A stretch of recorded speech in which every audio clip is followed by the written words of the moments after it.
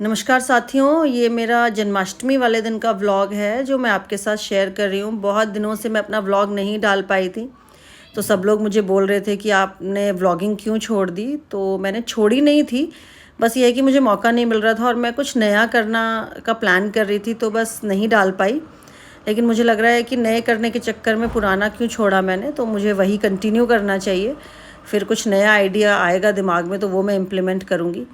हमारी जो कॉलोनी है वो जन्माष्टमी वाले दिन सुबह सुबह जब मैं डेयरी जा रही थी, पूरी लाइटिंग हुई हुई थी वहाँ पे, बहुत सुंदर नज़ारा था।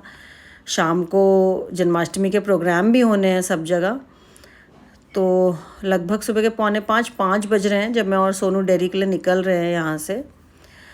तो मैं आपको बता रही थी कि बहुत दिनों से मैं व्लॉग नहीं डाल पाई थी क्योंकि मैं रिकॉर्ड नहीं कर पा रही थी और मुझे लग रहा था कि मैं कुछ इनोवेटिव करूं, कुछ नया लाऊं, तो इस चक्कर में मैंने नहीं अपडेट किया।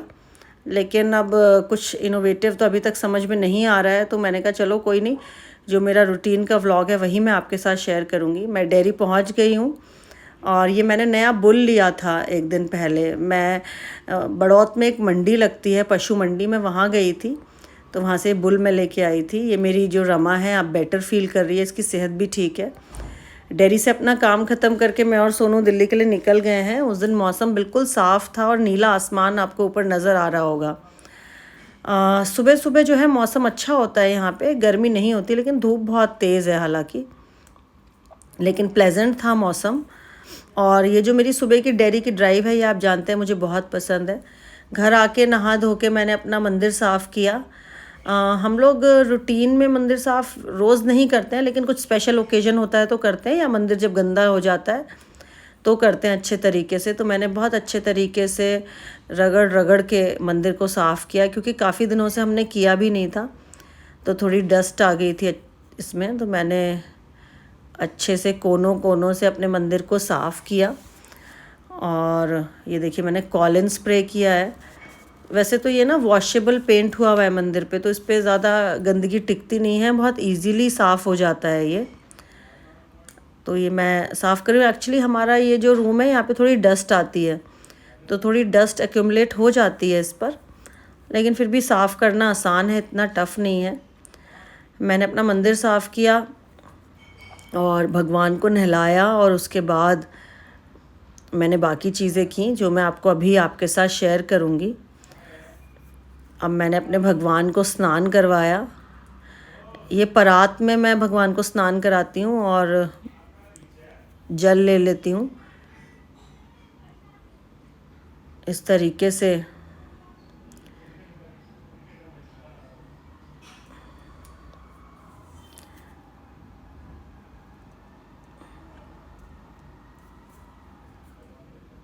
ये बगलामुखी माता का स्वरूप है, जो हम लोग एक बार बगलामुखी गए थे तो वहाँ पे मेरे को गिफ्ट किया था, शायद जो होटल वाले थे उन्होंने किया था। तो बगलामुखी माता को भी हमने विराजमान किया हुआ है। एक्चुअली हमारा मंदिर ना बहुत छोटा है, तो इसमें ज़्यादा हम लोग मतलब ज़्यादा मूर्तियाँ नहीं रख पाते हैं। मैं सोच रही हूँ कि हम लोग थोड़ा बड़ा मंदिर बनवा लें और ज़मीन पे मैं रखवाऊँ मंदिर, क्योंकि मुझे किसी ने बताया था कि इस तरीके से मंदिर टांगना अच्छा नहीं होता है। आपका इस बारे में क्या विचार है मेरे साथ ज़रूर कमेंट्स में शेयर करिएगा। लोग कहते हैं कि मंदिर को अगर आप टांगते हैं तो वो अच्छा नहीं होता है, मतलब वो वास्तु के हिसाब से गलत होता है। भगवान को स्नान कराने के बाद हमारे दादा दादी जी, यानी कि तरुण जी के दादा दादी जी का भी मैंने स्वरूप लगाया हुआ है, मेरे पापा का भी है, तो मैंने उसको भी साफ़ किया। उसको भी साफ़ करके मैंने अपनी जगह पर जो है लगा दिया। ये दादाजी की फ़ोटो है, तरुण जी के दादाजी। तो मैं आपको बता रही थी कि मंदिर कहते हैं कि ज़मीन पर रखना चाहिए और हमेशा बैठकर पूजा करनी चाहिए। हमने मंदिर ऊपर टांगा हुआ है और मैं खड़े होकर पूजा करती हूँ। तो आपका इस बारे में क्या विचार है? मतलब वास्तु के हिसाब से कहते हैं कि ये ठीक नहीं होता। तो मैं सोच रही हूँ कि देखती हूँ एक ना बड़ा मंदिर थोड़ा सा, क्योंकि मंदिर थोड़ा हमारा बहुत ज़्यादा छोटा भी है।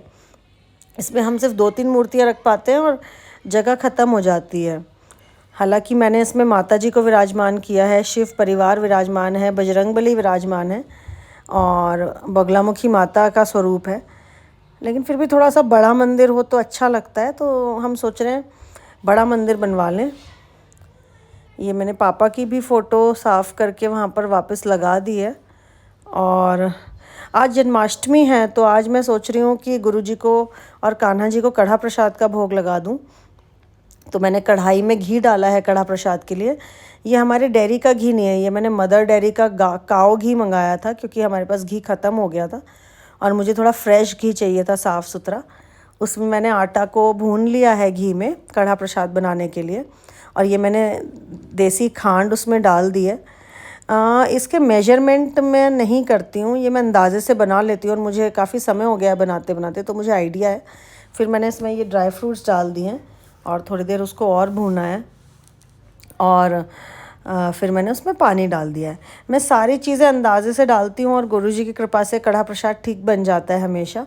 गुरुजी का आशीर्वाद इसमें होता है, तो जनरली कुछ भी प्लस माइनस नहीं होता। लेकिन कुछ लोग शायद कुछ मेजरमेंट इसमें यूज़ करते हैं, 1 कटोरी आटा, 1 कटोरी चीनी, 1 कटोरी घी, कुछ इस तरीके से होता है। मैं तो अंदाज़े से करती हूँ, तो मुझे मेजरमेंट के बारे में नहीं मालूम है। ये थोड़ा सा पानी मुझे कम लग रहा था तो मैंने और पानी डाल के इसको पका दिया। अगर आप बहुत ज़्यादा पानी डालेंगे तो ये पतला हो जाएगा और वो अच्छा नहीं लगता है। थोड़ा सा थिक होना चाहिए ये कढ़ा प्रसाद। ये देखिए कढ़ा प्रसाद मेरा बन करके तैयार है और इसने जो कढ़ाई है उसको छोड़ना शुरू कर दिया है, और काफ़ी अच्छा बना था कढ़ा प्रसाद।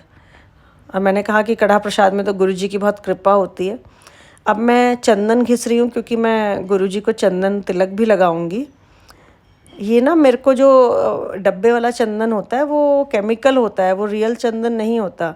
तो ये शुक्ला भैया ने मुझे चंदन ला के दिया था, चंदन की लकड़ी, और घिसने के लिए ये कुछ चकला टाइप पत्थर है, तो इसके ऊपर मैंने चंदन घिस के, ये थोड़ा सा हालांकि मेहनत का काम है, थोड़ा टाइम लगता है इसको चंदन को घिसने में।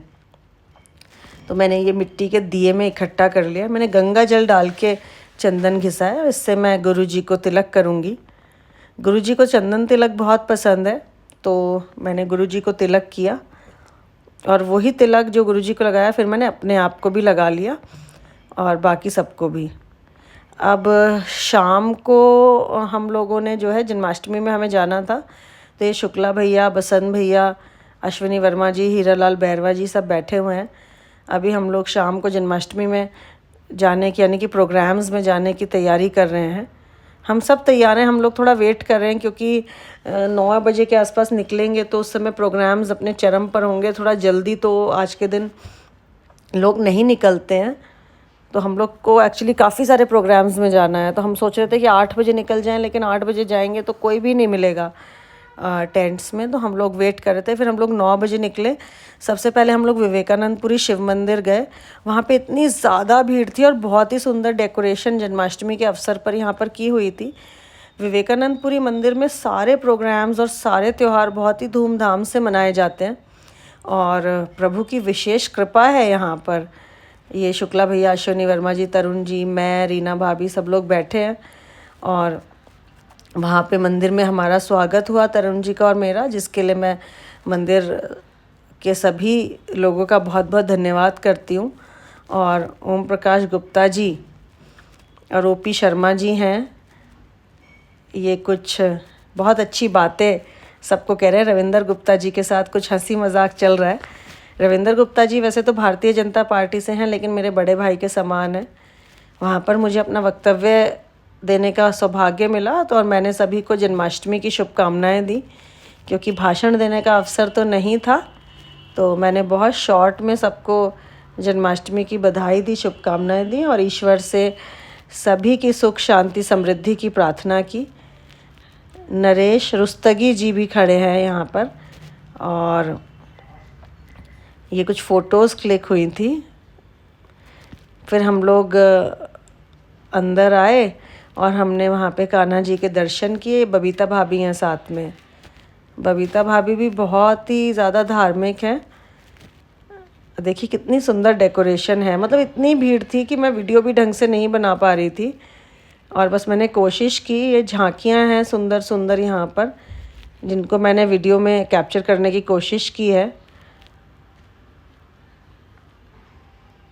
बहुत अच्छी यहाँ पर डेकोरेशन थी और बहुत धूमधाम से जन्माष्टमी का पर्व यहाँ पर मनाया गया। मैंने खूब सारे वीडियोस बनाए।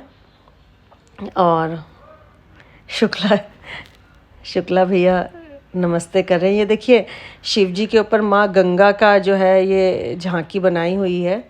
फिर हमने वहाँ पे सबके साथ कुछ फ़ोटोज़ क्लिक करवाई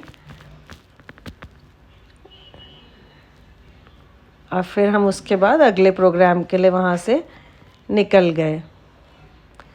बहुत टाइम लग रहा था क्योंकि भीड़ बहुत ज़्यादा थी, तो चलने फिरने में बड़ी दिक्कत हो रही थी, निकलने में भी बहुत दिक्कत हो रही थी। अब हम लोग ये शायद पदम नगर मंदिर में हम आए हैं। वहाँ पे मैंने और रीना भाभी ने पहले कान्हा जी को झूला झुलाया, हमारे बाल गोपाल को, जिनका आज जन्म हुआ है। जन्म तो उनका रात को 12 बजे होगा। पंडित जी ने हमें तिलक लगाया, पीछे राजू भैया भी हैं। और फिर हमने वहाँ पर सबसे मुलाकात की मंदिर में और अगले मंदिर के लिए हम लोग निकल पड़े। लगभग 10-12 प्रोग्राम्स में हम लोग गए थे। ये आगे हम लोग प्रोग्राम में गए। अब एक हफ़्ता हो गया तो मैं तो कुछ थोड़ा भूल भी गई हूँ कि हम कहाँ कहाँ गए थे। यहाँ कश्मीरी बाग मंदिर में हम लोग गए थे, ये जहाँ पे सुरेश यादव जी हम लोगों को लेकर गए थे। फिर वहाँ से हम निकले अगले प्रोग्राम के लिए। एक्चुअली ना क्या होता है कि वीडियो बन नहीं पाता है ढंग से। अगर विशाल हमारे साथ होता है तो वो तो वीडियो बना लेता है, बाकी बन नहीं पाता है। तो मैं ही कोशिश करती हूँ कि सेल्फ़ी मोड पे बनाऊँ। ये देखिए शुक्ला जी और अश्विनी जी। अब हम लोग, ये रेलवे कॉलोनी की जन्माष्टमी है। ये भी बहुत सुंदर जन्माष्टमी थी, बहुत सुंदर यहाँ पे झांकियाँ थी। ये देखिए भोलेनाथ पार्वती जी की झांकी है। और ये रेलवे कॉलोनी वाले प्रोग्राम में ही हम लोग, यहाँ पर भी मंजीत वालिया जी का प्रोग्राम था। ये बहुत सुंदर प्रोग्राम था। फिर हमने कुछ फ़ोटोज़ क्लिक करवाई, मैंने कुछ वीडियोज़ बनाए, झांकियाँ देखी।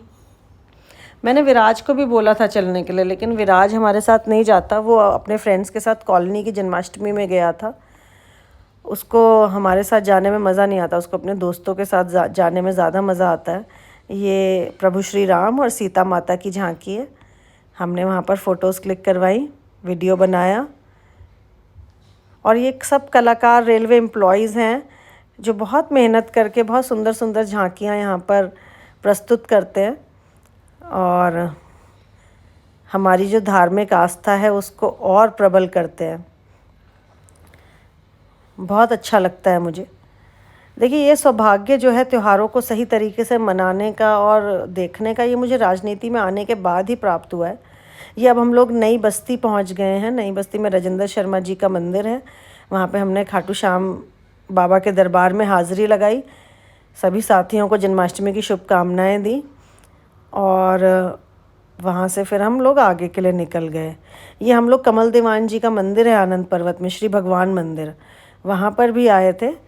तो सब जगह इतनी भीड़ थी कि बस कुछ हद नहीं, मतलब चलना भी मुश्किल हो रहा था। और हमें काफ़ी सारी जगह हाज़िरी लगानी थी, तो हम लोग बस जल्दी जल्दी सब जगह जाने का प्रयास कर रहे थे। कमल दीवान जी खड़े हैं। कमल दीवान जी हमारे बड़े भाई के समान हैं और बहुत सम्मान उनसे हमें मिलता है। जयकिशन भारती जी भी हैं हमारे साथ। ये ओमदेव कोहली जी ने माइक पकड़ा हुआ था, तो मैंने कमल भैया से कहा कि भैया आप जो है ना माइक ले लो, नहीं तो सब लोग हमें बोर हो जाएंगे। क्योंकि सब लोग यहाँ पर जन्माष्टमी की जो झांकियाँ हैं, जो यहाँ पर सांस्कृतिक कार्यक्रम चल रहा था, उसका आनंद ले रहे थे। तो मैंने अश्विनी जी को भी बोला कि आप बोर मत करो सबको। और मैंने भी बस माइक और सबने मुझे दिया, तो मैंने बस जन्माष्टमी की सबको शुभकामनाएं दी। अब हम लोग ये कहाँ के प्रोग्राम में आए, अब एक हफ़्ता हो गया ना, तो मैं तो थोड़ा सा, हाँ ये हम लोग शास्त्री नगर गए थे। ओमवीर गुप्ता जी ने हमें बुलाया था, तो हम लोग वहाँ पे काफ़ी लेट हो गए थे, 12 बजे पहुँचे थे। तो बहुत देर से सब लोग वेट कर रहे थे, तो प्रोग्राम काफ़ी हद तक निपट गया था। ये शास्त्री नगर का प्रोग्राम है। यहाँ पर भी मैंने, जब मुझे माइक दिया तो मैंने सभी को जन्माष्टमी की शुभकामनाएं दी और भगवान श्री कृष्ण से यही प्रार्थना की सबके लिए कि सब लोग जिस भी मनोकामना के साथ आज यहाँ पर आए हैं उनकी वो मनोकामना पूरी हो और प्रभु श्री कृष्ण और राधा रानी सभी को जो है खुशहाली सुख समृद्धि दें। मेरे साथ रीना भाभी भी खड़ी हैं, ओमवीर गुप्ता जी हैं हमारे बड़े भाई, राजू भैया हैं, अश्विनी जी हैं, तरुण जी हैं और सभी साथीगण यहाँ पर मौजूद हैं, युवा साथी। सभी ने बांके बिहारी लाल जी का जयकारा लगाया और लगभग 12 बज गए थे और श्री कृष्ण जन्म हो चुका था। तो इस मौके पर मैंने सबको बधाई दी। और अब इसके बाद हमें ना एक सुभद्रा कॉलोनी में भी जाना है एक प्रोग्राम में। तो वो हमारी कॉलोनी का प्रोग्राम है जो सब लोग मिलके करते हैं, तो उसके लिए काफ़ी लेट हो गया था हमें और सब लोग वहाँ पे वेट कर रहे थे। सौरभ जो है छोटा भाई, उसका फ़ोन भी आ रहा था। तो मैंने ओमवीर गुप्ता जी से इजाज़त मांगी कि हम लोग निकलते हैं। फिर हम लोग सुभद्रा कॉलोनी पहुँचे। ये सौरभ देखिए, ये बहुत अच्छा अरेंजमेंट सबने किया था। बहुत सुंदर भगवान की मूर्तियाँ यहाँ पर रखी थी। ये आशु है जो सुदामा बना हुआ है और देखिए कितने अच्छी एक्टिंग करता है। मैंने रीना भाभी का स्वागत किया और फिर हम सब ने यहाँ पे फ़ोटोज़ क्लिक करवाई। अच्छा, यहाँ पर ना कॉलोनी में जो हमारे युवा साथी हैं वो एक बर्फ़ की गुफ़ा भी बनाते हैं। तो उन्होंने मुझसे कहा कि यहाँ से गुफ़ा से निकलने के लिए, लेकिन मैंने मना कर दिया क्योंकि मुझे बहुत ठंड लगती है उसमें और पैर बिल्कुल सुन्न हो जाते हैं। विराज तो समझ लीजिए कई बार उस गुफ़ा में से निकलता है, लेकिन मुझसे नहीं होता क्योंकि मुझे ठंड बिल्कुल पसंद नहीं है। लेकिन बहुत अच्छी गुफ़ा बनाते हैं। जब अभी तो रात के 12:30 बज गए हैं, प्रोग्राम लगभग ख़त्म होने के कगार पर है, लेकिन जब प्रोग्राम अपने चरम पर होता है तो बहुत लंबी लाइन यहाँ पर लगती है। विजय भैया भी हैं, लक्ष्य ने सबका स्वागत किया।